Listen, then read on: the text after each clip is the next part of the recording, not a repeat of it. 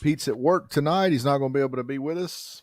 But we got Daryl Barney with us tonight. What's up, Daryl? What's up, Wes? Good evening. How you guys? What's going on, people? Good, man. I thought you were saying that Pete or Daryl was working 412s. Was it Daryl or Pete? No, Scott's working a bunch of Scott. That's right. Yeah.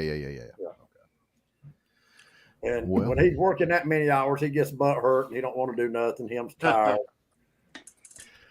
My Alan is at the beach. He just got back. He's been at the beach fishing. What's up, Josh? Alan is actually, I guess he's there with Scott. There was a gentleman, Scott texted me earlier, his stepdad. Yeah. And said there was a guy fishing on the boat with him that knew me and that I used to fish with his daddy. And he told me his name, and I couldn't put two to two together until after he texted me. Do you remember my buddy Tony Jordan that passed away about 2 years ago from COVID? I do not. I remember you talking about him, Wes. Yeah. His son Brandon is actually with Scott and Alan and them at the beach, JR. He said they caught a bunch of Spanish mackerel today. He said that they're having 4 and 5. They had 4 on at one time, like 7 or 8 different times. I saw them go live with 3 or 4 on. Oh, okay. Look like they're having a ball. Anyway, that I tell you, and that was kind of special to me that young man, he remembered me and knew I used to fish with his daddy. Scott gave him my number. Me and him's been texting back and forth. His daddy, Tony Jordan, was good as they come. His integrity, fishing, just being an all-around great person, he was awesome. I mean, he's very missed. So, Daryl, we're going to talk about what all we do to just getting ready to go fishing. What's up, Josh? Getting bait, figuring out where we want to fish. Like you was talking about today when you said, and that's where I got the idea when you told me you was restringing all your reels. Then talking shit, figuring out where you're going to fish. I always like to catch big fish, but my big thing was the bigger fish you catch, the more shit you can talk. So, motivational thing. The funny thing about it, me and Todd talk about it all the time now that him and I fish, quite a bit together the past 2 years is the best days is when the plans kind of go awry. Todd, you can't plan nothing with him, but we kind of get in the morning, look at everything, maybe look at what's going on or have an idea and then do something totally different at the last minute. But it's that's been some of the best days or it ends up being something opposite. For us, just freshwater striper fishing. If you're doing what you're doing offshore, you got to have a better plan than that and, tactics. But it's, sometimes a lot of times, especially like me and Todd, a lot of times we'll have bait, but sometimes we don't, and it's like, it kind of dictates what you're doing there too. So yeah, I'm amazed that he guided for so many years. And it just carries over into him and I fishing together, fun fishing. He never, ever left the dock with bait. Very ever seldom, unless it was left over.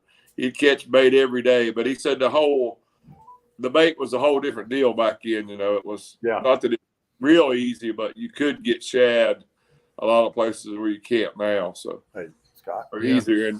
And he fished skipjack a lot too. And other things, but there's nothing like. I'm gonna mute you, Wes. There's nothing like fresh bait for sure. Right. Well, I mean, I'm a fan of cleaned out bait too. It all depends on what you're fishing, but it's hard to beat. Just caught, put on the hook.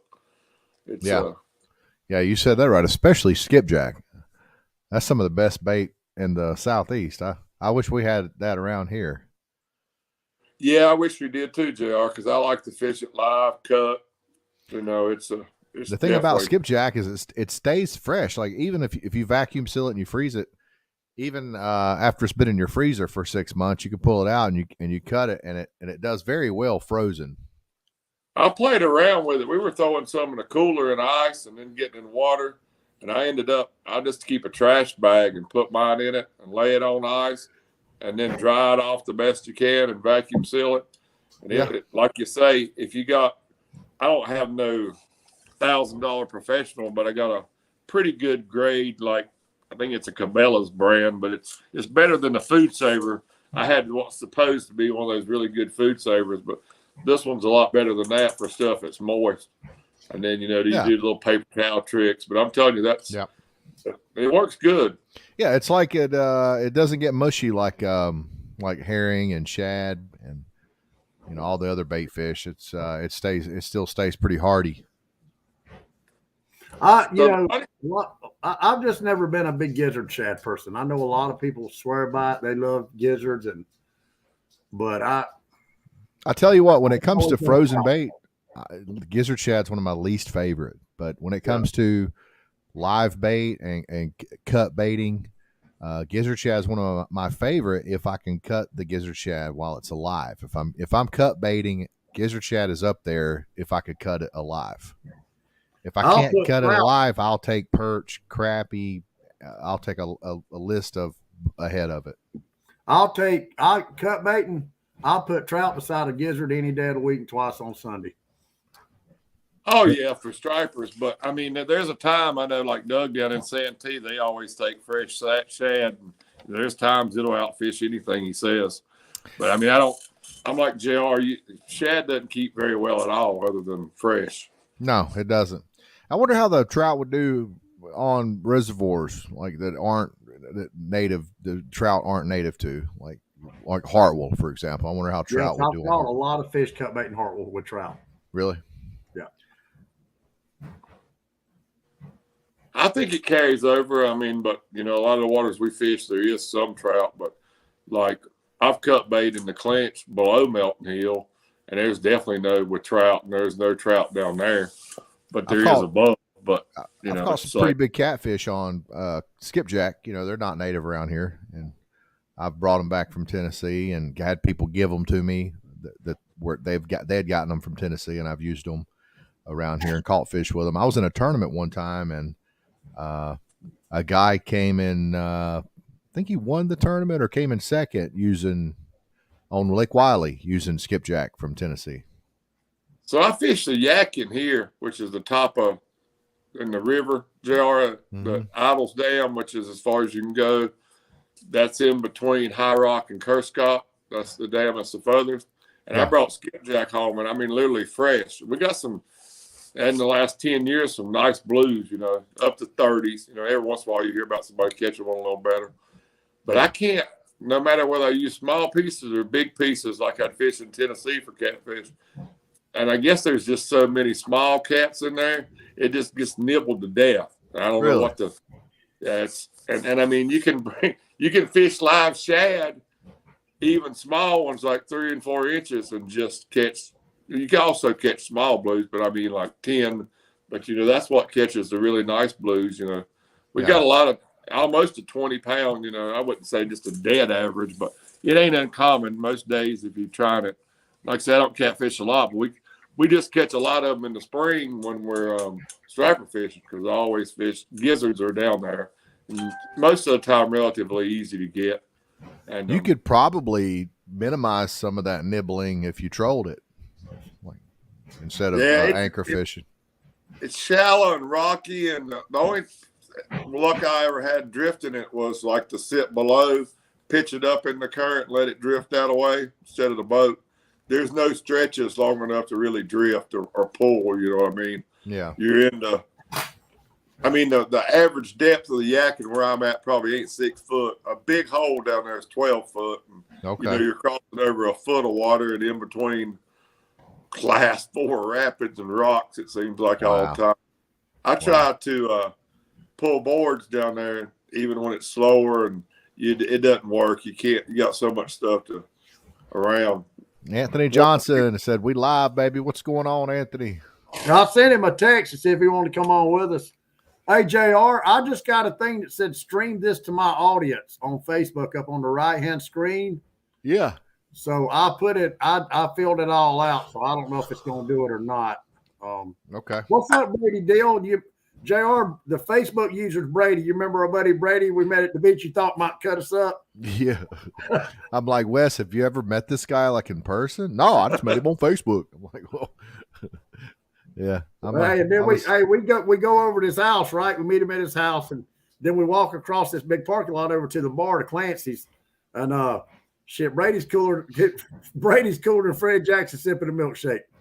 He bought everybody the first round of beer, and it rest is history. Of course, JR was supposed to went down there and spent the night with me, and then we went out fishing. We got done fishing, got back to the camper, and JR said, well, I'm going to go over there and hang out with Alan and them for a little while. I said, man, you ain't going to be back over here. Yeah, I'll be back. You know, I'm tired. You know, we're going to go to bed early. And they wound up shutting the damn bar down. Sold me out for a damn drink. You're going to get me in trouble, Wes. Dad. So what can we talk about? You said getting prepared for a trip. So, I mean, a lot really, of people the best thing I do to prepare for a trip is clean my boat and charge my batteries. If I got a clean boat and charged batteries, I'm ready to go. I usually clean my boat. What cleaning I'm gonna do, which I'm in saltwater now, so I have to do it every time after I use it. But I always start in the dark, so I always an early morning guy. So I like to at least have an idea and have at least two. You know, if I'm gonna be needing weights or planer board lines, free lines, whatever, I try to get everything I got tied up. You know, to have some options where I ain't trying to. What I used to do when I striper fish, when I first started kind of transitioning over to catfishing, I got to where I would just leave everything that was rigged up for stripers. I'd just leave on there, and I would be cut baiting with like 7-foot fluorocarbon leaders that I was using for striper fishing. I would use for catfish, and you can't really do that with catfish. You know, you got 80-pound leaders. It doesn't really work too well pulling 4-inch herring with that. So I'd have to, retie everything. But that's one good thing about, fishing, doing the same thing over and over is you get to leave everything rigged up. Hey, JR, it is showing on my page now. So awesome. Maybe we had to wait for something. So anyway, Lori checked her phone and send Anthony Johnson a request if he's not on some dial-up internet somewhere up there in Gastonia, wherever the hell it is he lives. Okay, it's going to take a little bit. I got to log into Facebook and all that right quick. You can't do it on your end? No. Well, wait a minute. I might know. Let's see. No, see, I'm under my just regular account now. I just shared the stream to my page. All you do is share the link I sent you. Share that same link. Where did you send me a link at? Messenger. I can possibly send that to him. Hold on, let's see. Let me check my messenger. I got to get off. Let's see.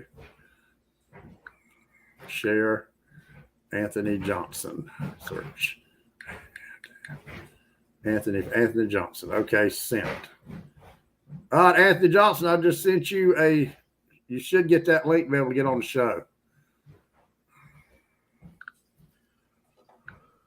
Well, it's finally showed up on my page, JR. I don't know what we did. But that's good. That's it. Yeah. Well, I haven't looked, but I noticed our viewership spiked. We're up to 17. Well, that's good. My thing, like I was telling Wes, we just brought everything home. So yeah, look at that. Took my boat to the great outdoors to get it on 1,000-hour service, and I brought every rod and reel home with the camper. So I got everything to redo to get back ready. So what are you going to go with? Anthony said to ask you, he commented on here, I put on a show Saturday, ask Daryl, what'd he do, follow Billy Davis around? No, so it was pretty cool. So we had one guy from Tennessee and his friend. It was an older gentleman with his grandson who hadn't fished a lot. And we went to Watts Bar below the dam, and I'm telling you, it was as tough as shoe leather. And he pulled out some tricks. We made probably 7 or 8 drifts, and I mean, I was just along for the ride. And I was like, man, this is going to be bad because it was a really, really tough day. But anyway, he did some different types of fishing, and it really, really worked out just the way he was rigging stuff. So he, I think we ended up catching I don't know, 14, 16 stripers up to about 20, which ain't nothing, you know. But I mean, this kid literally had the trip of his life, and the guys did too, and it was awesome. Heck So yeah. it started out with the kid wouldn't even cast. He was 13 years old. He was, you know, letting Anthony cast for him, or I would cast and baiting his hook till at the end of the day or halfway through the day, you know, he's casting, hooking, you know, just everything. You know, from not wanting to really hold a fish to start with to slime all over his hands. Just he did everything but kiss the striper. Anthony couldn't get him to kiss the striper, but I mean, he was, you know, it's just a cool, you know, to introduce somebody into that and to watch him. You know, I guess that's part of being a pro guide. You know, it's just the fact that how he, you know, just in a little while went from a kid who couldn't cast a spinning reel to, I mean, this kid's going to be a good fisherman. Now, who was the pro guide? Johnson. Oh. Not me. No, Hey, so Anthony took his camper home and then had taken his boat home like a month ago. He had to have some stuff did to it. And I had left my stuff there. So him helping me out, I told him, I said that he had this like 2 or 3 days worth of trips. I said, well, just use my boat. And if you will, I'll drag the camper home. I won't even fish. And then if you will, take my boat to the great outdoors for me. So that way it can save me 2 trips to Tennessee. So anyway, he hooked me up by pulling my boat home for me. So we just made it all in one trip. So it was. Well, you know, we was talking about, wait a minute, before I get into this, we got a question. This is Facebook user, so this is probably somebody watching from my page, I'm guessing. But they say, I have a question. How do y'all like Reveal or see more mapping to your advantage? I don't have it yet, but looking to pay for it and wondering if it's worth it. I personally use relief shading through Garmin. And I saltwater fish. I don't use the down imaging or fish Reveal or nothing like that. I think Reveal is something that Lowrance uses. I haven't used Lowrance in years, but the relief shading, what I like about it is it shows you everything. Relief shading is almost like a topography map. It'll show you everything on the bottom, every dip, every hump, every rock. And I'll probably use my relief shading as much or more, wouldn't you say, JR, than we actually do the sonar itself. So Wes, I got a question. Did you get that through that card that you bought, or did you get that through Active Captain? Or? No, it's got to be on the card. It's got to be an option on the card. And you know, Garmin, a lot of their stuff's high. I mean, the card that I run is about $300, and that's actually one of the higher end cards they have. But Garmin's mapping is truly, you know, it's just unbelievable. I probably wouldn't even want to go offshore now without relief shading. Since I learned how to use it, I know what I'm looking for. You know, and my 2D sonar, I've really learned. I didn't really learn how to read 2D sonar until I got in salt water. And I'm gonna pat myself on the shoulder here. You can ask JR. I know when fish is because, you know, we're in 150, 160, 180 foot of water. I'm not going out there and start dropping lines and baiting and dropping that deep unless I bark a fish or I know fish is down there. And luckily, so far, every time when I tell JR, all right, there's fish there, let's drop and see what it is, we catch fish.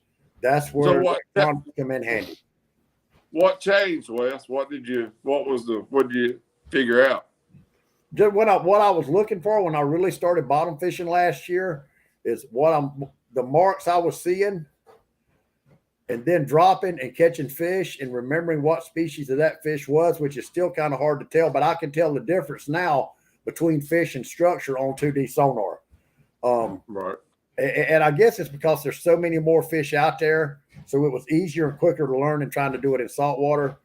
You know, and like I said, the relief shading is just amazing. But, you know, we're talking about we went on a boat ride. It was cool. It looked good. Really, really good. Well, you know, we were talking like getting ready, though. Like for me now, saltwater, you know, like say, for instance, and I was going to go Thursday, but, you know, I'm going to take this trip to New York. We're going to go up and striper fish. And JR can tell you because, you know, like say if I'm going to fish, say, hypothetically speaking, if I was going to go fishing Thursday, I would leave to go down to the beach tomorrow. I'd have to go down there, Make sure everything's rigged up, get the ballyhoo and stuff rigged up, buy bait, buy ice the box down, put gas in the boat, make sure everything's ready. Then you got to get up in the morning. You got to go down to the boat and leave out at 5:30 or 6 o'clock. Then we've got what, JR? 2.5, 3 hour ride.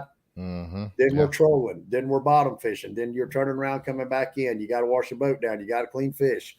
We're not even going to talk about money because gas right now is $5.25 at my marina. So there's a lot of stuff that goes into fishing, and it ain't just, people see just like you, Daryl, they see all these pictures we put up. Hey, we're catching these fish. We're doing live videos. Nobody's got a clue what goes in to being able to do that. It's a job. Fishing's a job. I'll work 5 times as harder fishing than I ever have on my job.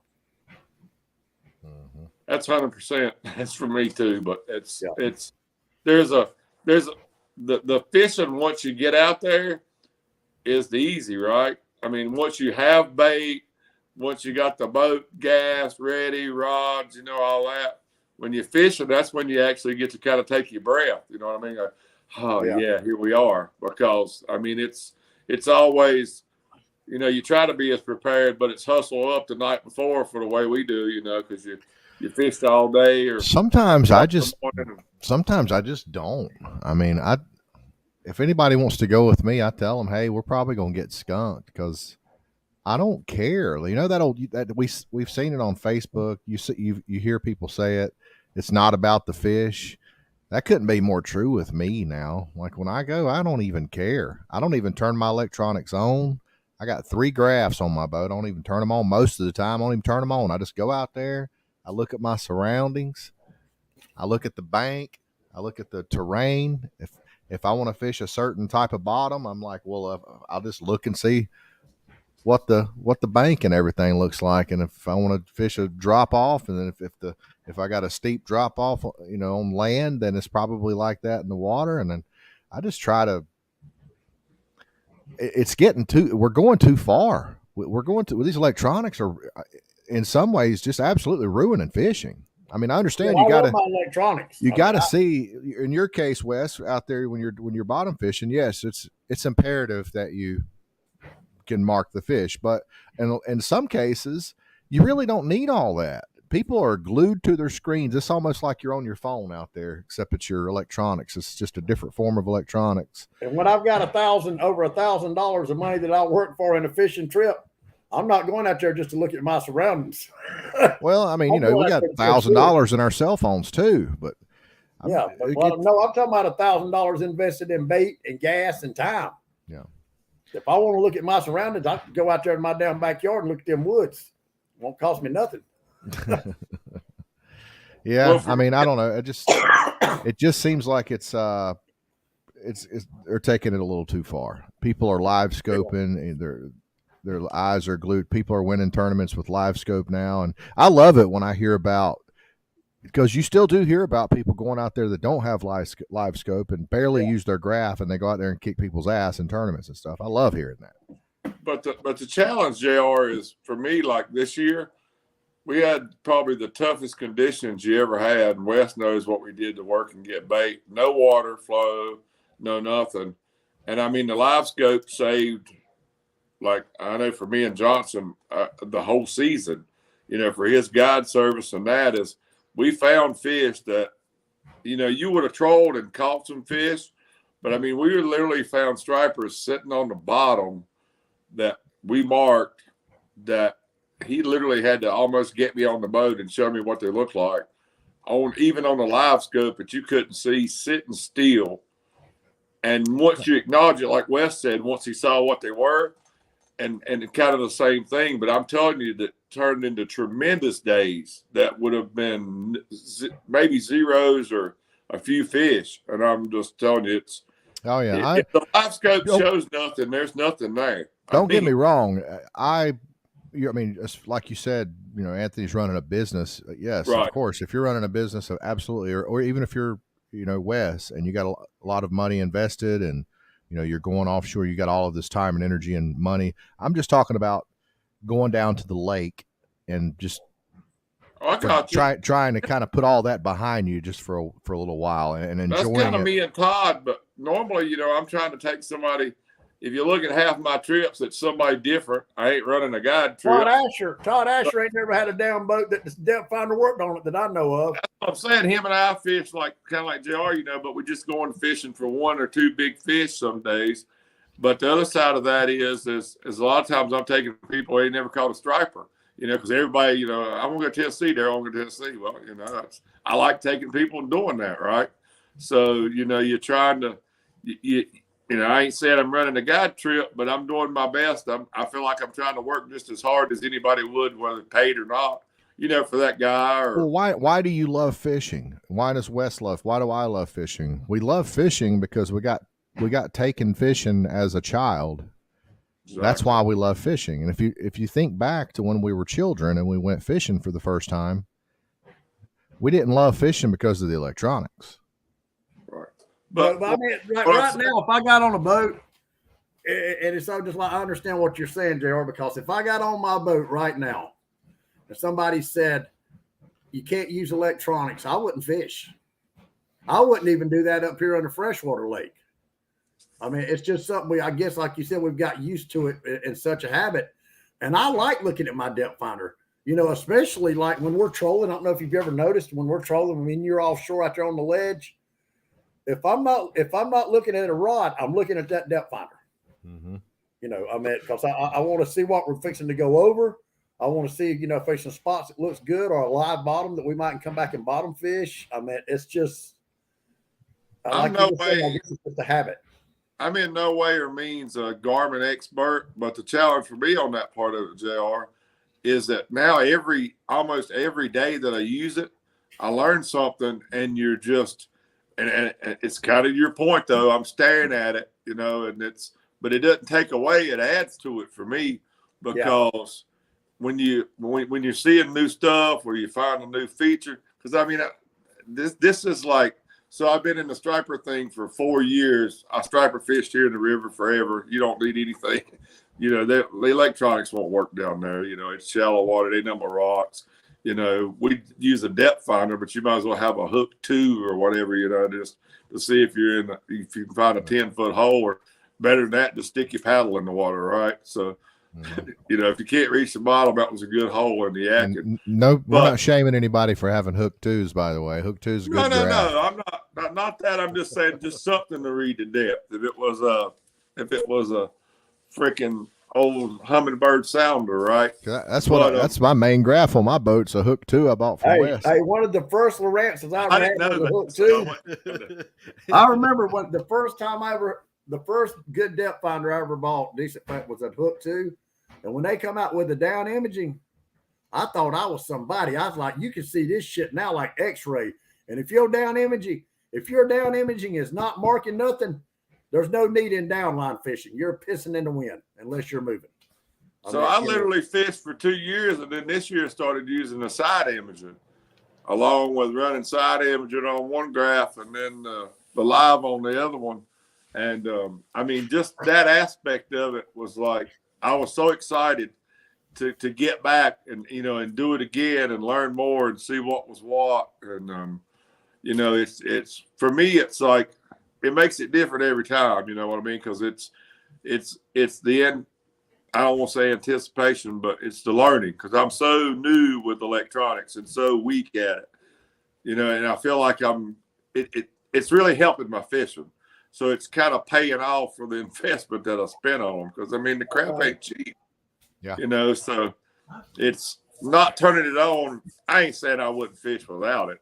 Like, I wouldn't make that statement or wouldn't go fishing with somebody who didn't. But I'm just saying it's on there. I'm definitely going to uncover it and turn the buttons on. That's right. Josh said. He says, anyone bump for striper? It seems like it would be an effective technique crossover from catfishing. I think that bumping for striper would work, and they kind of do whenever you go up to and fish the tail races for striper.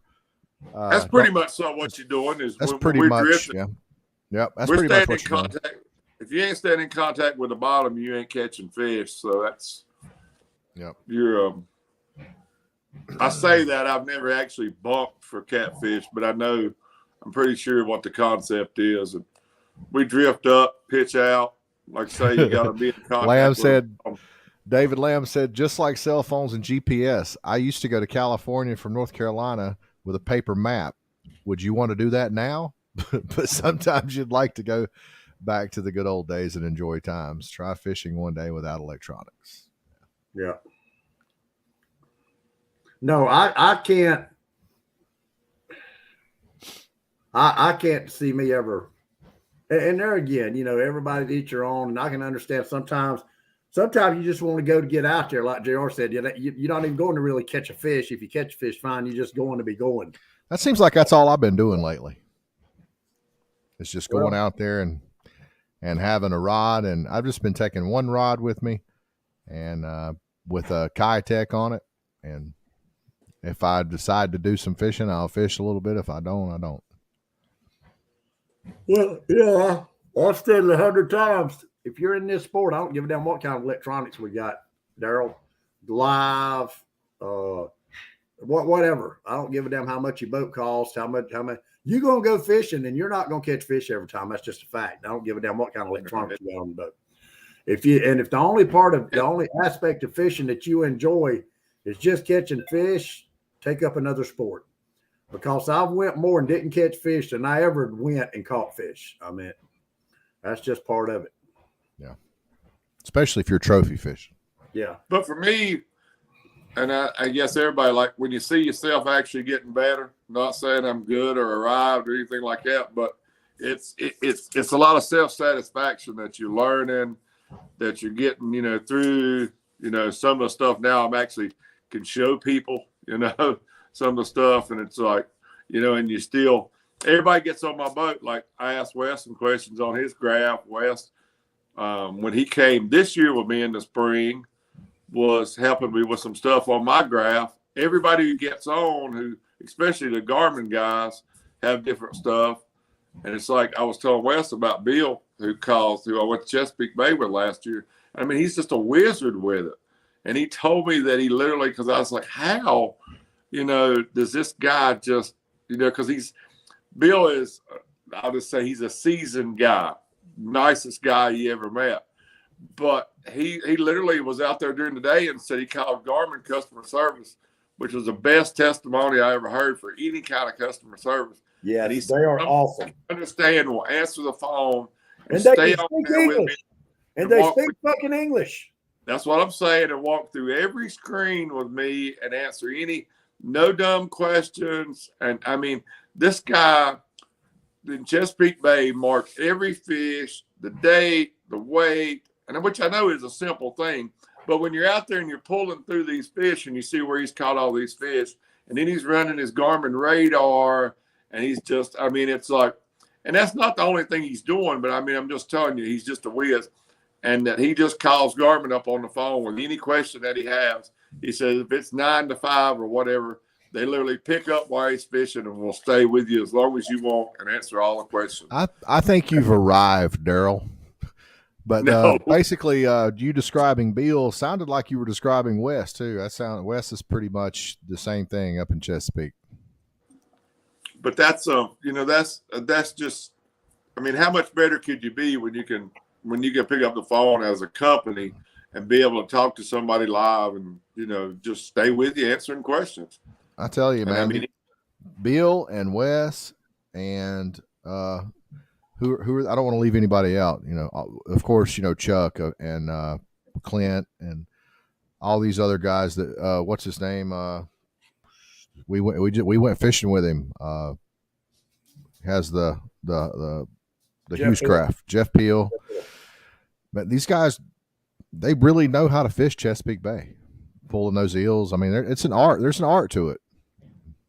They're all successful, and I think it's cool how he'll have some of them have successful days and other ones won't. And you know, when I just every time I happen to go up there with Wes, we end up having a lot of success. I mean, last time I went fishing with him up there, we pretty much outdid everybody, didn't we, Wes? Yeah, just for that afternoon. But Yeah. you know, and a lot of that goes back a lot. You know, there's a lot of luck involved in fishing. You know, I mean, there again, I use my electronics. I marked a couple of pods of bait. And when you mark bait up there, you might as well fish close to it or start around it because there's not a lot of structure. It's mostly flat up there. You know, and the best structure you're going to have up there is a drastic depth change. Like, say you might go from 30 feet down to 36 feet. You better fish it. You know, it's just real. Well, you was up there last year, Daryl. You know, everything's just real flat. Yeah, you know, I mean, you're just pulling eels. You're just pulling eels in a big bowl of water, and you just I kind was of thinking about if I didn't have any information, how hard that place would have been. You know what I mean? Because everybody up there was helping everybody, and I actually text Chuck and asked him. I told him what I was having to do. So my buddy calls. This is the 2 days before I fish with Bill, and I'm on a 45-foot, basically. You sold me out. You sold me and JR out to go get on that 45-foot yacht. But I guess it's what you call it, a sport fisher or whatever you want to call it. And Chuck, in very, very much in detail, tells me how to fish. And we caught some really, really nice fish just with that back rod of how to control your trolling speed. And he told me how long to put out, you know, what kind of leashes to put on, a general idea of where to run my boards, and then just that one rod trick with the angle of it for the current. Yeah. And that guy bumped that boat in and out all day till he got it right. And on the second day, when he really had got it down pat, everything that Chuck said came to fruition. And I mean, it just worked. Awesome. I mean, we caught, you know, a couple fish over 50, you know, like 3 over 40. I mean, that's it. And I was just like, that's epic, man. Hey, John, you know what? It ended up being my anniversary. I had forgotten all about it. And my daughter kept trying to give me hints. And then finally she texted me and was like, hey, it's y'all's anniversary, Dad, blah, blah, blah. So, yeah, it wasn't a good weekend to go. So, but I appreciate the invite, man. Definitely would love to go try out that new GoPro. Did you try the GoPro out? How did it do? Hold on, guys. I'll be right back. John got a new GoPro 12, I think he said. That's a pretty awesome little action camera. He said it came in yesterday. Okay. Cool, man. So, but yeah. I mean, you know, you just think about what we were talking about. If you just had to go from ground zero to Chesapeake Bay, imagine how hard that would be. I mean, when I think about it. Yeah, I've done it, and I've gotten skunked. It would be tough. When I first started going up there, I went up there for 5-6 years in a row and never done good in the bay. I mean, I would do good out of the bay, out at Cape Henry, on out into the ocean. We ocean fish mostly. And well, when I went in 10, 11, and 12, that's where all the fish was there, you know, and you couldn't miss on the 3 mile line from basically Oregon Inlet to Duck. You just had to find the school, right? Yeah, well, they'd be not just Duck. They'd be from Oregon Inlet all the way to Virginia Beach, to Rudy Inlet, yeah. I think it was 2011. I remember the guy that was used to be I was down there. His boat was fishing full, and he always put at Oregon Inlet a fishing report down every day. And his name was Bobby Smith, I think was his name. But anyway, his boat was fishing full, and he was always put screenshots of his graph saying in the meet. And at one time, that school was 1/2 mile wide and 2 miles long. Wow. And it's wherever insane. You landed in it. Because then my best fishing report that I could find was Virginia Beach Fishing Center. So this guy did one daily, and he was just on so you know how you used to go to. Hey, Heather. I mean, I'm sure there was Facebook, but I don't know that there was in 10. I can't remember. But you know how you could go to look at the individual captains underneath the fleet at Oregon Inlet? Mm-hmm. He would put a report on almost daily, and it was amazing. Like when we were up there, I come in the first day that we went out, and it was a guide trip, but I mean, we had caught all 30s, you know, and I was like, man, we've just, you know, the greatest day. So we're pushing all our fish. This is when it was a 2 fish up, you know, and you get your wheelbarrows out, and we take it out of Rudy Inlet. So I remember getting to the top of the ramp to clean the fish, and they were literally, there was 20s, 30s like mine, 40s, and then there was people with literally wheelbarrows full of 50s. 50s, and yes, sir. I'm telling you, just literally just fit. and it was all about where you landed in that thing. You know what I mean? It was so crazy to see the fish. And that Rudy I think Grill. it was right around 2011 is when that North Carolina state record was broken out of Oregon Inlet, I think. Right. I went 10, 11, and 12, and then I think it was 12 when they called when the massacre happened or whatever. And I don't know whether that shut it all down, but there's different reports of when they come in. But I know the fish hadn't. I don't think it's been that good since, has it, JR? Like on the 3 mile line. No, it hasn't been. It hasn't been good since. Let's see if I can find some footage of one of my. This was. But you know what I'm talking about when the trawlers come in and that just nightmare of a mess. Yeah, the trawlers were a problem, but they finally got some legislation passed that put a stop to that crap. Right. But the reason that the fish are not there is they said like the water tip line changed, right? I mean, ain't it something to do with the tip? Because I've heard a few different things on that. Well, what you take on the reason that they ain't there anymore? Nobody knows. There's a lot of theories out there. But, eventually we're going to know. We're getting to the point now where we're not far from biologists being able just to take a sample of, like, for example, they could take a sample of Baden Lake, and just from the water sample, they could tell you every species of fish that's in there. If there's any invasive species, how many. It's crazy. That's like how advanced they're becoming in marine biology. Hey, JR, do you remember the sir. story I was telling you earlier about Tony Jordan's son, Brandon? Yes. He just texted me. I sent him one of the links of one of your videos in your page. Mm-hmm. Which, by the way, he said he liked your page. He just texted me. He said, he said, y'all are dang YouTube movie stars, ain't you, bud? He said, that's cool, bro. Maybe you could start getting paid. He said, I subscribe to y'all's channel, so I'll be able to keep up with you. Tight lines. That's awesome. So we got a new fan. This video is we were in a Bayliner 175. That's what me and my cousin started out in. And this was an Oregon Inlet and a little 17-foot walk-through windshield Bayliner fun boat. And this was, I want to say this striper was 40 pounds. This was called an umbrella rig, a homemade umbrella rig.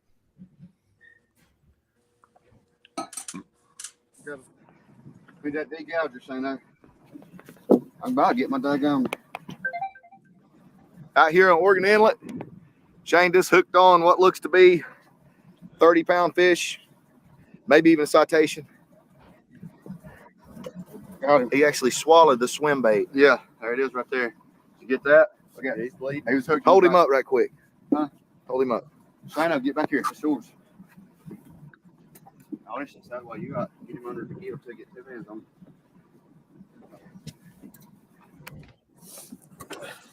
There it is. There.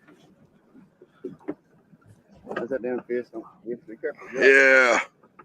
That's a good fish. What about that? Yes, sir. Yeah, that's a citation fish. You hear that, Tony? Live. Yeah. They know he's got Okay, that's it. Be that degouger, saying that. I'm about to get the daggone. Yes, sir. Just in case people's wondering, when you get a citation, I think I've got 2. I didn't even fill out no more. But I'm going to show you something. This is my biggest striper that I've ever caught. Now, y'all can see that. And that was actually me and Chuck caught that. And that's a 59-pound striped bass. Wow. That's only like a pound or 2 away from the North Carolina state record. Saltwater. And when you get a citation, it usually takes them a while. I don't know how well y'all can see that, but that's what they'll send you the frame and everything. I didn't go by and get mine, and I was mad at myself. They'll mail it to you. How nice they are. They're so nice. Yeah. I mean, That's and they a cool pick up deal. that. When they told me about these citations, I thought it was just going to be some, little piece of paper, but they put it in the plaque, and it says who. Bill and Jeff Peel both told me to go by there at the Oceans East or whatever, and they did it all for you. But when we headed out, we were done it was late my last day because I fished to the very last minute with Bill and them, and I wanted to stay. Chuck actually had on Monday and Tuesday had Clint booked because last year, and man, it was so hard. I had to go back to work. But he's like, just come on, we're going fishing on Monday and Tuesday. Why go home now? I'm like, They send you a nice frame and everything. that's cool as crap. Yeah, I mean, you didn't have to pay for that. They send that. I to you. hadn't saw the frame. That's neat. Well, you know what? I'll tell you what, the first thing I noticed at Chesapeake Bay was, I'll tell you how I met Chuck. I was on the charter. I chartered a boat, and Shane Howington went up there with me the first time in 2019. And Chuck, we heard him, you know how we talk on the radio, and I heard him talking on the radio. So I asked Clint about him, and Clint said, Chuck is a great guy. He said he's on Facebook. Just send him a friend request. So I sent him a friend request, and he accepted it. So one day out of the blue, I just called him, you know, and told him, you know, what I did. I like striper fish in Tennessee, blah, blah, blah. And told him I'd like to come fishing with him one day. And he said, just tell me whenever you're ready. So, of course, you know, the next, you know, a year went by, you know, we kept in touch, just looking at stuff each other on Facebook. And I actually, you know, and Chuck told me, Chuck and Clint is the reason I catch fish on Chesapeake Bay. They told me a lot how to fish, what to look for. You know, I mean, it's amazing how much knowledge he has. And Chuck don't care. He'll tell you anything. You know, I read an article on him a couple of weeks ago. You know, and he's one of these guys that, just like JR was talking about him, you know, about 2 weeks ago on the show, he just shares everything. He's not trying to hide nothing. There's nothing secretive about Chuck Timon and his fishing. He'll tell you anything you want to know, anything you want to. He'll tell you where he's at and let you come fish right beside him. He don't care. Oh yeah. There's a friend of mine at work that fishes Destin once a year. He surf fishes, and he had some questions about catching bull reds from the surf down there, because they've been catching them, but he has a hard time. And he was asking me some questions, and I was like, hang on a second. I said, let me ask Chuck. And I messaged Chuck, and he come back with, he said, bucktails will work fine. He said, if I am seeing them, I like to throw a mag darter or a hydro minnow. I believe both are made by Yozuri. Jelly worm off the bucktail to give it a little more action. He said, cast beyond them real fast until you get about a foot in front of their face. Should eat it on the pause. If not, work it, then pause again. That's a pretty comprehensive answer to a question, isn't it? Chuck's awesome.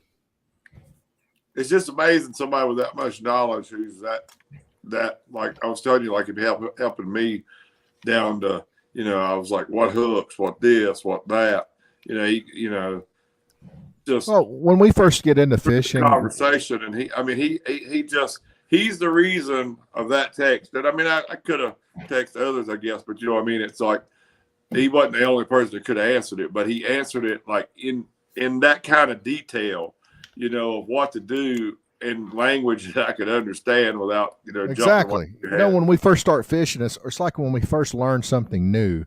I'm sure you guys can remember back when you first learned about East Tennessee, for example, you know, Melton Hill, Fort Loud and all that, tail race fishing.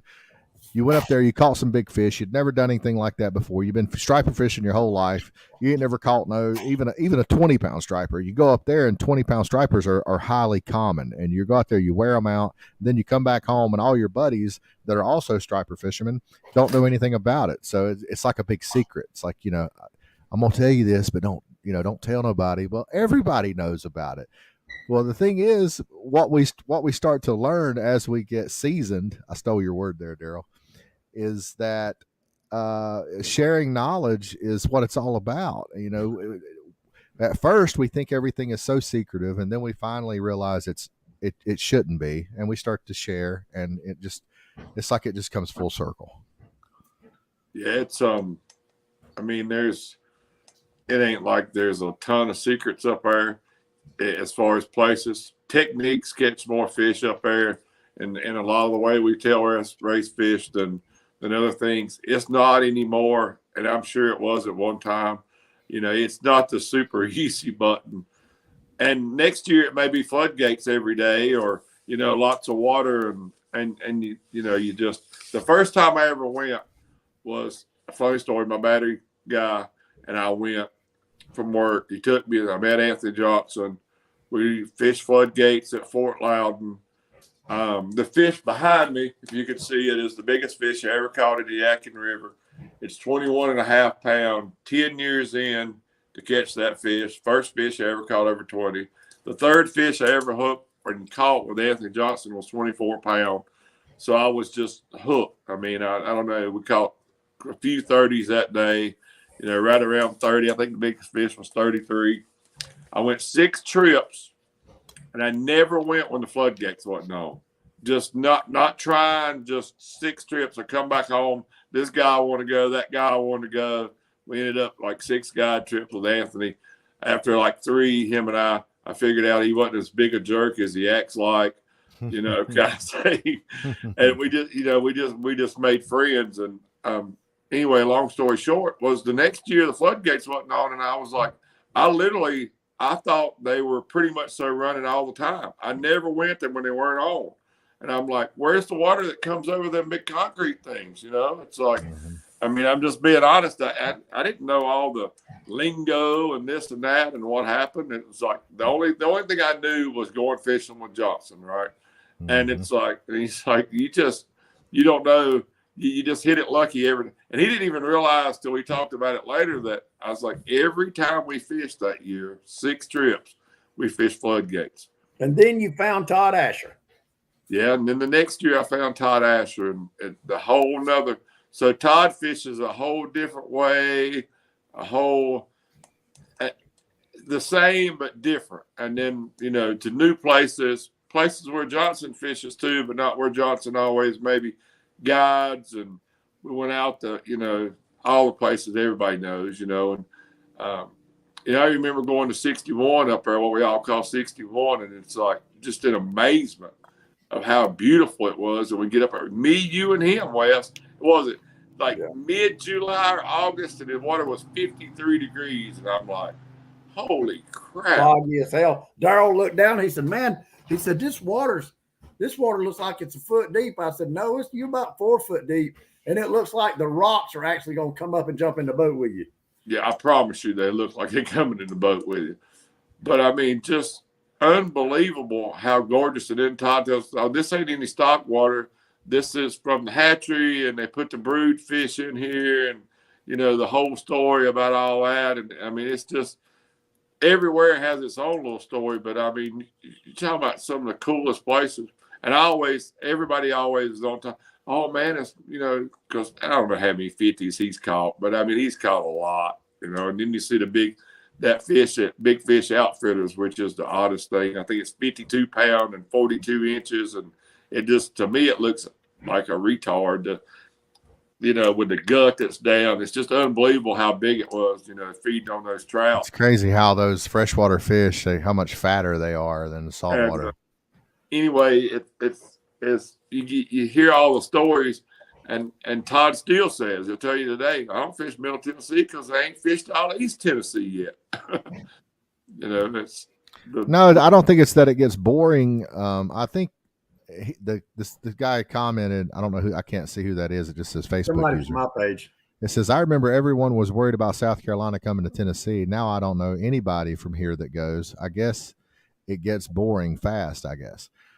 I don't think it's that it gets boring. I think it's that is a big money trip. You're pulling a boat, up mountains to get to Tennessee. It's a 4-hour trip. It's a lot of gas. It's a lot of wear and tear. You have to make sure everything is. You got to be on your P's and Q's. You can't go up there if you haven't serviced your bearings on your trailer in the last 2 or 3 years. You definitely don't want to go take off and make a trip to Tennessee. So there's a lot that goes into the trip, and then you're not guaranteed to fish. If you just want to go up there in the summertime and tail race fish, that's one thing. But if you're going up there actually looking for a big fish, you might go up there and get skunked. So you don't put all this.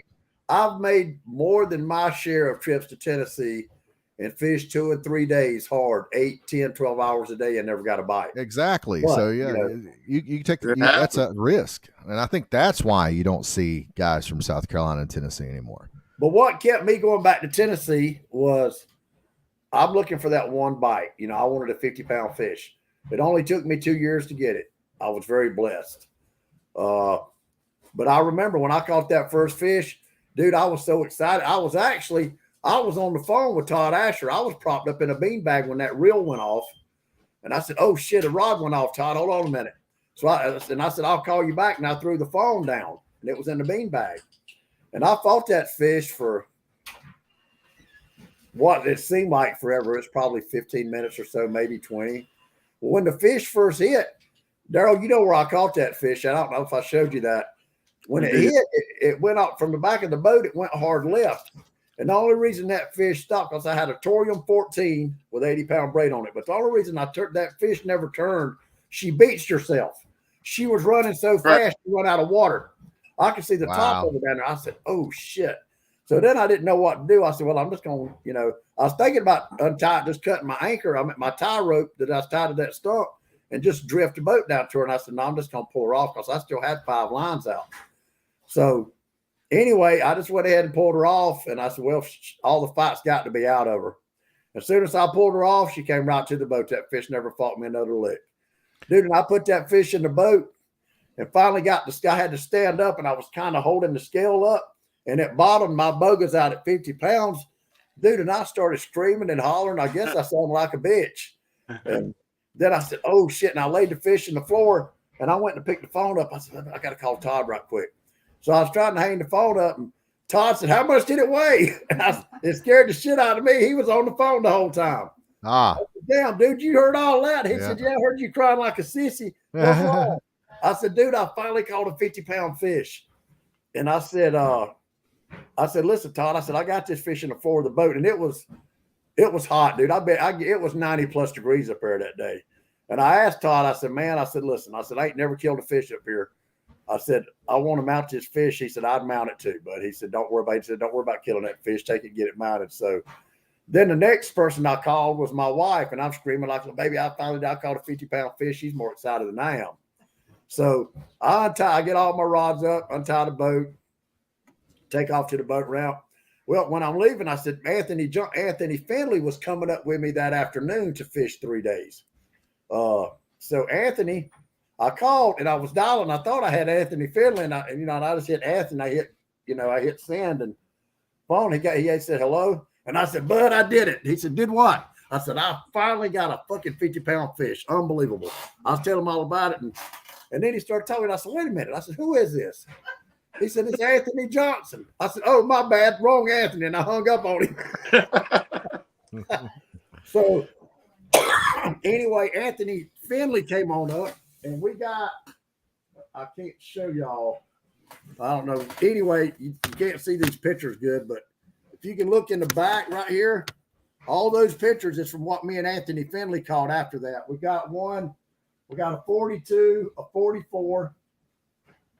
That's my 52, a 35, and another 35 or 37. And then we got another one a little over 40. Just an epic trip. And then a week later, me and Shane Howard can go back to the same place. You remember that story, JR? Mm-hmm. Me and Jay. Yeah, y'all went live. Yeah. And I was going live. I was just all excited. I ought to have my ass kicked. I blew that place up, but I figured Todd would get mad at me, never talk to me again. He said he didn't give a shit. But anyway, I think me and Shane was planning to come up and stay 2 days. So we went out there and got on the water that afternoon. And by 5 o'clock that morning, Daryl, we put 18 fish in the boat. It wasn't nothing under 20 pounds. That's and great. I think me and Shane's biggest one was like 44, 45. And we had JR on the line, right? JR was drunk. He was down at Myrtle Beach riding his bicycle around drunk. And they was talking shit about me on the chain gang. You know how the chain gang is. And Daryl and JR called, and we was talking to him, and while he was talking, another rod went off. And I said, God damn, JR, call us back. I'm cussing and raising hell, and Shane said, y'all will have to excuse the profanity. and then Shane said, look at what JR Cochran just put on the chain gang. I was like, oh, hell, here we go. So I looked on there, and he said, all y'all people up there talking shit about West Rose, and he's up there in Tennessee right now. catching big striper, smacking y'all in the mouth with his dick. Josh Hicks said, "Do those river fish fight as hard as the bay fish?" He said, "Boy, no." He said, "Bay." Okay, I'm gonna say yes. I had never caught a freshwater trophy striper. I'd caught a 1,020,000 striper, but that was as big as I could ever get. And I went with the Shad Shack gang up there for the first time in Middle Tennessee. We went up to the Congaree. No, not the Congaree, the Cumberland. And I hooked onto a freshwater trophy striper. And I got to be honest with you, this was on a Shimano FJ 8000 on a Big Cat Fever spinning rod with braid. And to this day, I've never had a fish run like that. It was borderline scary. It kind of it spooked me. It took off so fast and so hard, and I was holding on to that fish, and it was gonna spool me. Honest to God, a Shimano FJ 2000 Stratic 8000, and I turned around, looked at Shane reel. It was his reel, and I said, "Shane, this fish is gonna spool me, man. I got to give it a couple clicks of drag." He's like, "No, I got the drag set. The drag set perfect. Don't touch that drag."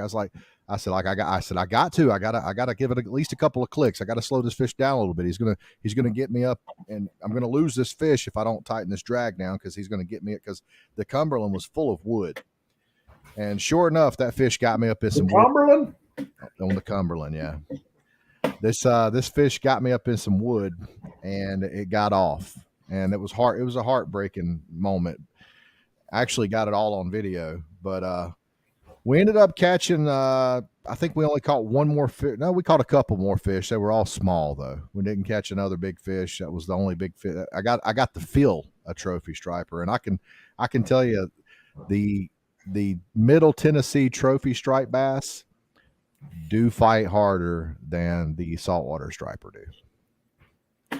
You think you fight harder, JR? It's just the fact that you're in a smaller body of water, and they ain't gonna know where to go in the bay, right? So no, I think I feel like I agree. I don't know the difference. I mean, I'm just saying that the saltwater stripers, they're in current. It's tidal, of course. So there's currents that they're in, but the river striper, they don't have any wood to go to, right? Most of the time, right. The river striper are in more current. They may not be in current 24 hours a day, but they're in current a good bit, especially in the spring. They're in a lot of current. And I just feel like the thing about the striper, like we called up there year before last when I went to New Jersey with Chuck, a lot of guys saltwater, they do inches. We do weight. They like to do inches. Yeah. But I noticed the thing up there with those fish, especially in New Jersey, to me, the reason I think they fought harder was they're more stealthy. They're not fat. They're like they're trim and in shape. Mm. You just take, like, say for instance, you take a skinny man and a fat man. Say they both weigh the same. Yeah, it's like Arnold Schwarzenegger or those strong men contests. All those guys are big and fat, but they're super strong. That's like a freshwater striper. Yeah. So and the skinnier fish, they're more stealthy. I think they're more stronger.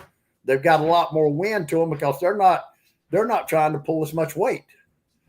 So in a lot of cases, and I've told people this, there's always this big stamina thing put on a 50-pound. Everybody wants a 50 or better, a 50. But you across the board, a 35 or 40-pound fish will outpull a 50-pound fish. Because all you're fighting, when you're pulling a big striper most of the time, especially in current, you're just pulling his fat ass. You're pulling a lot more resistance in weight, not in fight. And there's a difference. There's a big difference. Those fish, like JR, your story was with the spinning reel this month. So I fished 4 and 5,000 series spinning reels on heavy action 7-foot, 7.6 spinning rods. And when I say heavy action, these are bass, largemouth style rods. And we fished 1265 braid. I fished that super slick. And I'm just telling you, there's nothing like, at the West Point, a 30-pounder. When you hook it in a drift or when it runs so fast, there's no other sound that sounds like that. And we had the one fish we had the other day is when you, and I know y'all, Wes doesn't hate floodgate fishing, but when you're floodgate fishing and all that water's rolling, I mean, you catch, I mean, even a 30 and he comes down with you, you know, and you always follow him. I mean, you never get them in if you were on anchor with what we use, but you know, you're chasing the fish down, you know, and getting back on top of it. But, and you got 65-pound braid. But the thing of it is when you hook that one fish and you're drifting back and he goes straight back into that white water, you got something in. I mean, and a lot of times that fish will break you off because you'll get so far back, the line, instead of being with any kind of angle, it'll be laid flat. Well, all those rocks in there in that braid, you know, it's just like a razor. But you have to get, but when those fish just go straight back into, they run into the current and then they'll just sit out on you. And when they come back out, then they'll make a run down. And that's the first time I ever saw it, I was like, what? We hooked. So the first trip I ever went was me and a guy named David Church went on our own, and we were at Watts Bar, and it was just like an unbelievable 100-fish day. On a Friday, he catches a 36. The next morning, he catches a 42. And we caught, I mean, I don't know how many fish that day over 40 pounds. And I don't even know for what reason that same trip, that day or the next day, Johnson sends me to Melton Hill and tells me the floodgates is on. And I mean, it's the hardest thing I ever done, but now I had trusted him. We go over there and catch 100 fish, 3 guys. And I mean, and all those were, I mean, a majority of them was mid-20s to 30s. We didn't get any more 40s. It was last year before I finally broke 40. And not this year, but the year, you know, 2022. And it was just crazy, the amount of, you know, 30-pound fish that was in that water. And then to adapt and, you know, to do all there's so many ways up there to fish. I mean, it's like, there's guys up there now probably, you know, vertical fishing with a spoon, or they will be soon. I hadn't did that. I want to do that. Me and Todd, all we ever talk about now is wanting to get on top of Fort Loudon in Wes's old boat, which we're so, I mean, I'll just go ahead and tell you, Wes, me and Todd's both pissed you sold that boat. But to get in that boat and do nothing but put you on that 2D, and when you find them, you're going to find every fish over at that spot we're talking about, but they're going to be on Loudon. Every one of them is going to weigh 40 pounds and be stacked together in the wintertime on the worst day of December and January. But, you know, you're going to have that cabin that you had. But that's what I said. I'm either going to do something different with the boat or get the black boat where we can do that. You know, that's whether it's a sit on top, you know, an enclosure. That's those are nice. And I do miss that boat too. I love Wes's boat now, but I do miss the. Oh yeah, I love Wes's boat too. But I'm just saying, you know, that's what we want to do is have something where you can get out there and stay relatively comfortable. And like you say, even if it takes 2 or 3 days to scan to find them, it's like, and I know Todd does. He said, when we find them, you're going to find them, because that's the hidden gem up there. Of you can't fish. I'm talking about Fort Loudon Lake. You can't fish that whole lake all summer. It's just like Norman Jail. You can't get on it. You know what I mean? Yeah. You can't. How many floodgates do they have there fishing Loudon at the tail race there? 14. But what 14. I'm talking about now, when I'm talking about the winter, I'm talking about getting on top on the actual lake. Right.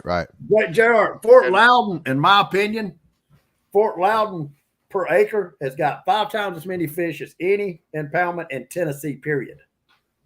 But you literally can't even fish it at night. It's hard for us to go out there and catch bait because there's so much boat traffic. I mean, really? It is. I just compare it. It's the Lake Norman of Tennessee. Like Lake Norman, yeah. There's $1 million houses all over it and boat traffic everywhere, and you'll get run over. So how many gates can be open? Now, I know you were talking about the lake. I'm talking about the tail race. How many gates can be open and you still safely get up there and fish? Can all 14 be open? Or? Yes, I fished all 14 when they were running like 65,000. So anything over 50, they can run 49,500 or something out of the generators. So when you look and you see 50, even if it hasn't been flagged yet, you see 51, that means that they're on. I fished it at 75. Me and Anthony was actually talking the other day. We had a guy get seasick out there. One of the guys I work with out there because it was so choppy. Have you ever been up there and they be wide open? Yeah. No, not wide open. If you ever you fish loud there at the gates, right? Yes. So Anthony said he was there when it was running over 100, and there was no ramp where the parking lot's at. You know how far it is down to the water. Yeah. It was level with the top of the parking lot where you park your vehicle. Yeah. And they were running like 100 and some. I went down there one time that. by myself in a John boat. I'm talking a little 14-foot, little narrow John boat, and had a 25 Yamaha tiller on it, and I had a bait tank. It was just me, my little John boat, and my bait tank. And I took off up there, and I didn't.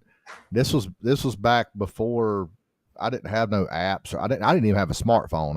I still had a flip phone, and I take off down through there, and I make that turn to go up to the gates, and every one of them gates appear to be wide open. And I actually try to get up there in my boat, and I couldn't even get up there. It was so treacherous. Even if the little 25 horsepower tiller didn't even have the power to go up against the current. It was absolutely.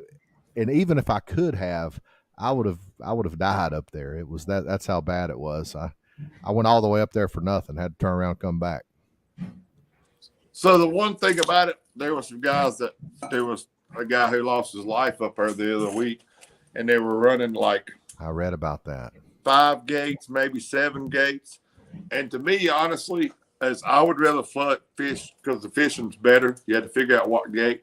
I'd rather fish it, JR, at 75,000 than I ever would at like 4 gates on, because of the simple fact you don't have to get as deep. And I'm one of these guys. I floodgate fish, but I don't floodgate fish in any danger. And I know that's hard to say, but I don't get close. I get where I can cast. Most of all the fish that I've ever caught floodgate fishing was halfway through the drift anyway. I don't run into the white water. There's times I never have really saw the point, but maybe once or twice where the fish were that deep. We get up there, and if I need to put a cannonball, and to your point, you're like this on a 6,500 where I can rock, just launch it because you need more weight in and throw up in there, whatever I got to do to safely fish it. And you got to think about it. Is all that? Yes, if you get close, the effect of it sucking you back in is worse.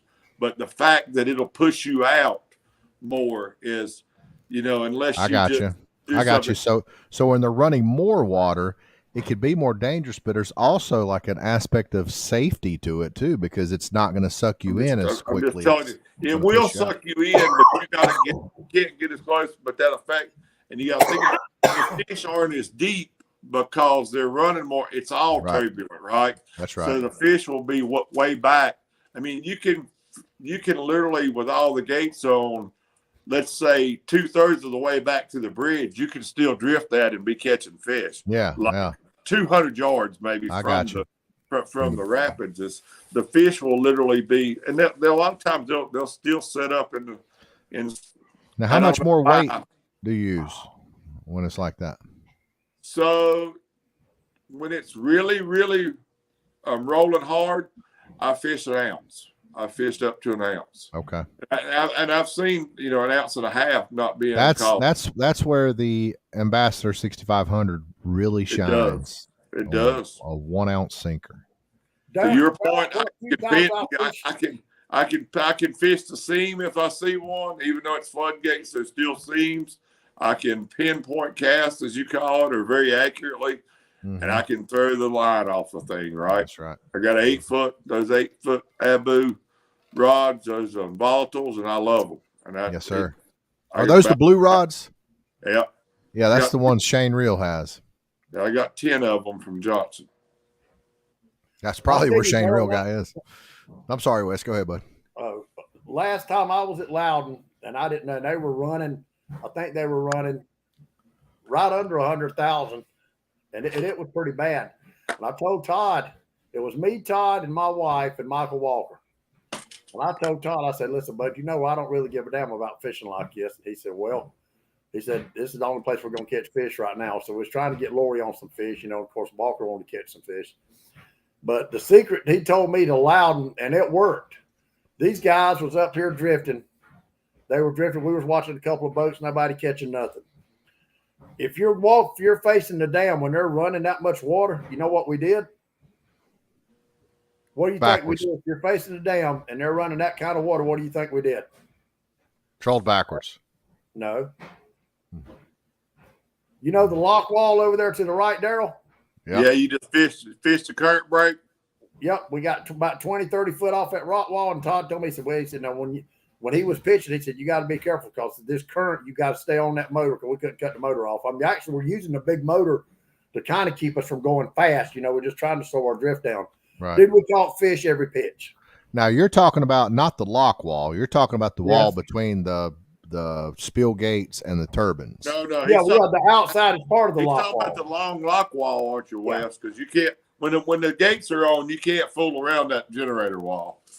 No. If you're going up to the dam, that far wall, it kind of comes down on the slat, but then it comes on out, and then right on the other side of that wall, you go up in the lock. It's just you might call it the inside lock wall. We got about probably, 20, 30 yards off of it. We'll go up and pitch, put the motor in forward, and just kind of let the boat drift back. We'll just kind of, keep from drifting 15 miles an hour. So the wall he's talking about, JR, is probably 150 yards long. So that shows you how much current there still is when they're running a lot. And that makes that current break there. And it's just something that, it's just an ambush point for them. That's always good. But that inside wall, the wing wall, when they're running that much, JR, is the one rule that I live by, that Anthony always told me, is you never, ever, no matter what floodgates are on, even if there's 3 on in the very middle, the first 4 gates next to what we call the wing wall that separates the generators and the floodgates, you never enter, because that's where the worst circle's at. See, I thought that's where Wes was talking about, was that wing wall. Yeah, the only way to fish that thing, that's a really, really good wall to fish, but only when they're running generators. So you get on the inside of it, and you're sitting there. You can sit there without even an anchor and hardly ever move, sitting instead of the floodgates when it's still. And that's where we always catch the skipjack. They are always on that current break. And now, Daryl, had you rather fish when they're generating water or when they're actually dumping water? Well, personally, my favorite way is when the fish are biting, which we don't always. Hold on, Daryl. I'm sorry, JR. Hold on, Daryl. I'm sorry. Go back up, JR. Move the picture up. Go up. Okay. No, you're talking about down here. Go out. Yeah. Okay. Now you're facing the dam, right? Yep. Keep it right there. That wall right there. Yep. Right there on the bottom. That's the wall I'm talking about. Okay. We would throw up. Go back. Yeah. We'll start about right in there. Go on up, JR, with your mouse. Keep going up. No, don't move the whole picture. No. Go back toward the dam till I tell you to stop. Keep going till I tell you to stop. Keep going. Right there, right about where that shade is. Yeah. That's about where we would start, Daryl. Yeah, we'd be about 30 foot off of that wall and drift all the way back to the end of it, and we caught fish every drift. Yeah. Can y'all see my mouse? Yeah. Yeah. Okay. So that's what we call the blowhole. So that's where when the water releases out of the lock, it comes out right there. So there's a deep hole right there where you're starting, where it blows out.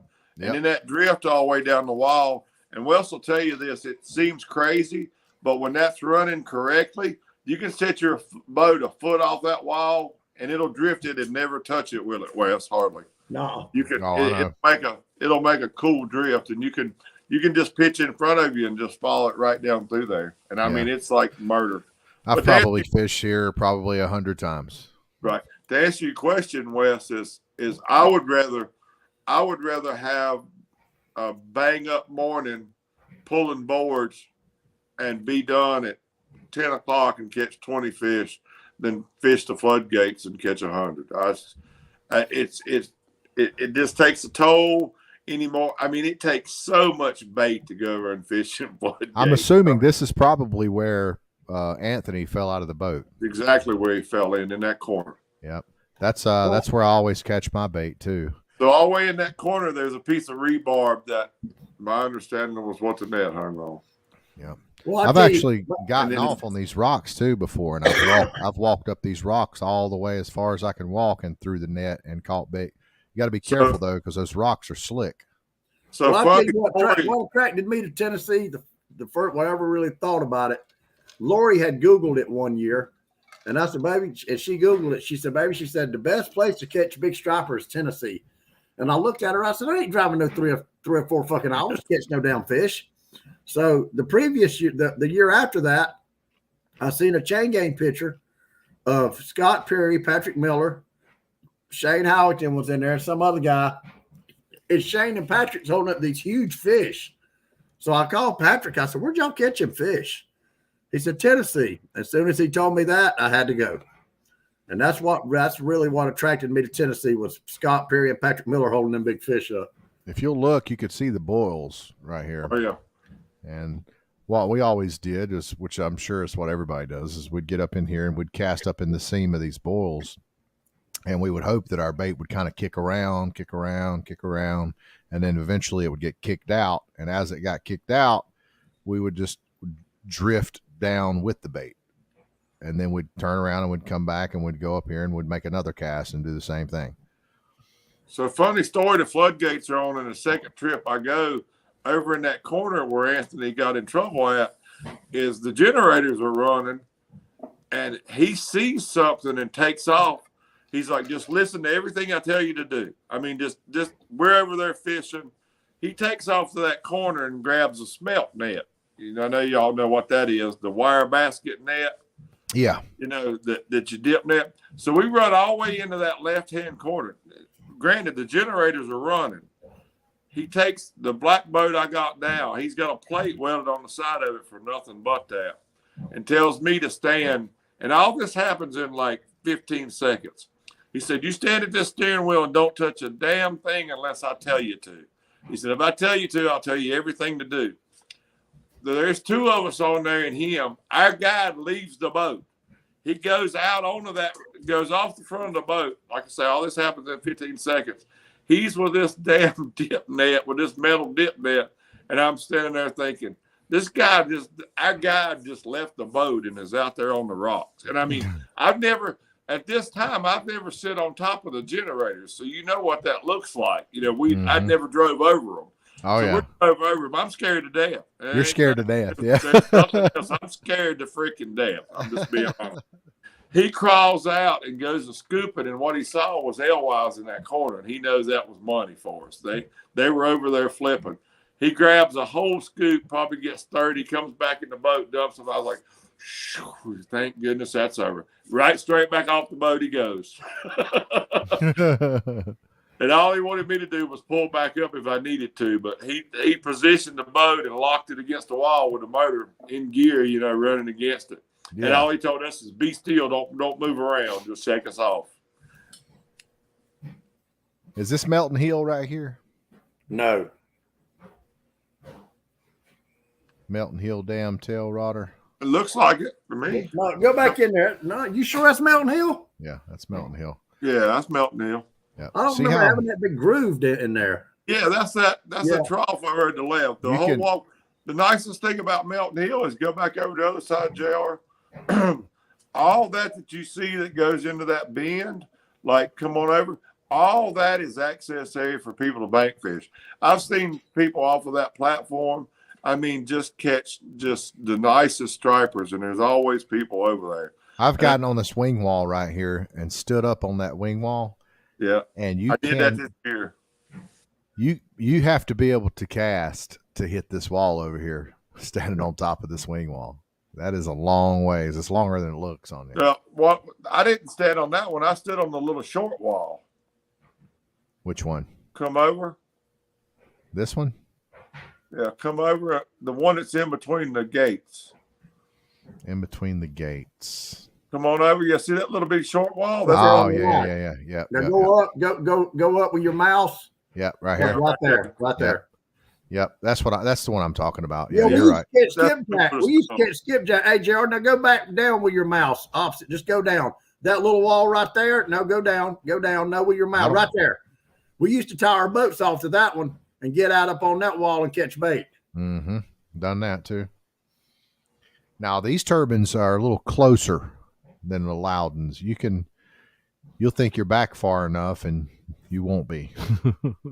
Yeah, there's even with all three gates. So the way the gates come down at Melton Hill, it's not. I've never even heard of a boat going into it. I'm not saying that you couldn't, but Now, I've ain't been there like all three gates running, and it's not that.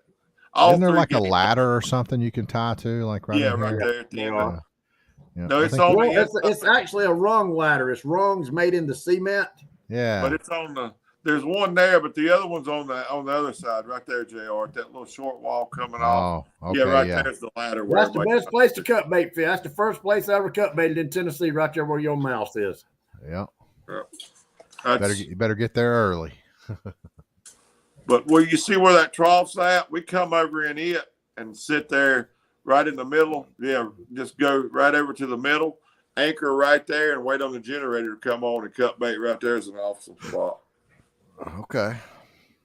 All right, guys, listen, I got to get up at 6 o'clock in the morning. I got to meet Piedmont Natural Gas over at the church. Okay. But it's been great. Daryl, appreciate you being on with us tonight. Good show, guys. Thank y'all. Good show. Good show. For the We'll see you invite. guys Thank you next very much. week. Take us out, Daryl. All right, guys. Y'all have a good evening.